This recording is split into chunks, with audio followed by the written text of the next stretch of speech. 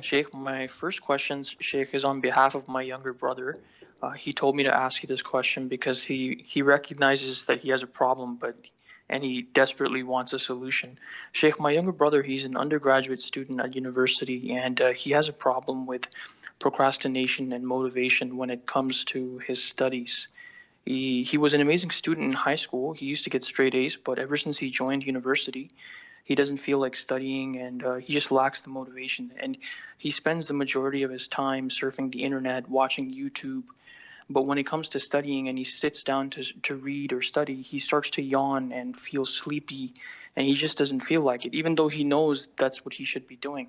Okay. But Alhamdulillah, he prays 5 times a day. He's practicing, and he wants to know. He wanted to ask you. He said to me, "Ask SheikhAssim, is this black magic or evil eye, or is it I'll just address like this, some inshallah. A lazy-" lot of those who used to be A students all of a sudden become lazy, lack motivation, waste their time over silly things, and they feel that they're doing something wrong, and whenever they try to rectify it, they find that they are yawning, they are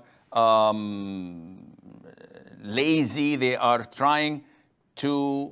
falling asleep.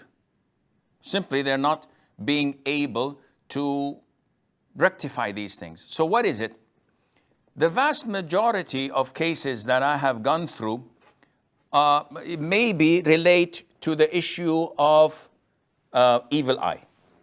And so many brothers and sisters who call me, and some of them even get counseling sessions, and I speak to them, and I give them hints of what is happening, and I ask them to do ruqya.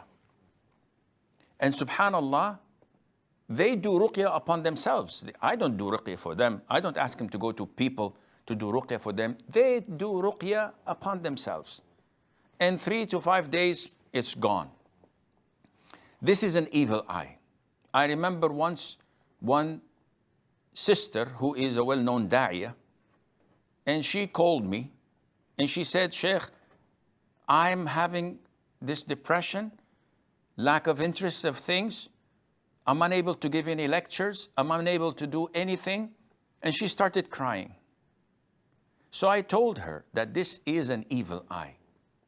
What's the cure? Ruqya. Who's the one who will cure you? Allah Azza wa Jal. This is the basics. You don't have to be a rocket scientist. You have to be a Muslim to know this. So I advise her to go and take Umrah with her husband.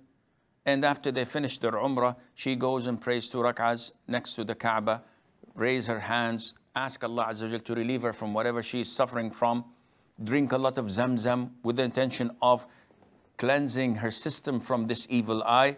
A couple of hours later, alhamdulillah, she called and she said, "Jazakallahu khairan, I'm good as new." So I believe that most cases of brothers and sisters who were good in school, and all of a sudden something bad happens and they're unable to continue their progress, this is evil eye. It can be from your own parent, by the way. Them loving you, liking what they see and say, "Whoa, he's excellent," without saying Allahumma barik. Evil eye does not have to be done by an enemy or adversary. It can be done by yourself to yourself. You look in the mirror, you can give yourself an evil eye. And you can also, wal-iyadhu billah, have a problem with your siblings giving you an evil eye. Not out of hatred, but something they see which coincides with the destiny of Allah Azza wa Jal, in addition to an evil spirit that the person has and does not know, because he did not say Allahumma barik, it takes place. So inshallah, if he does this, I hope inshallah in a couple of days that he'll be as good as new.